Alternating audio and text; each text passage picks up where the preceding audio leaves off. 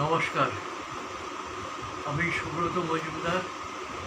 আজ আপনাদের সাথে আমার লেখা যে কবিতাটা শেয়ার করতে যাচ্ছি, সে কবিতাটার নাম বইমেলা।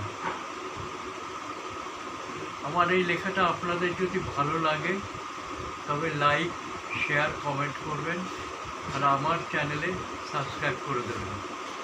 কবিতা বইমেলা।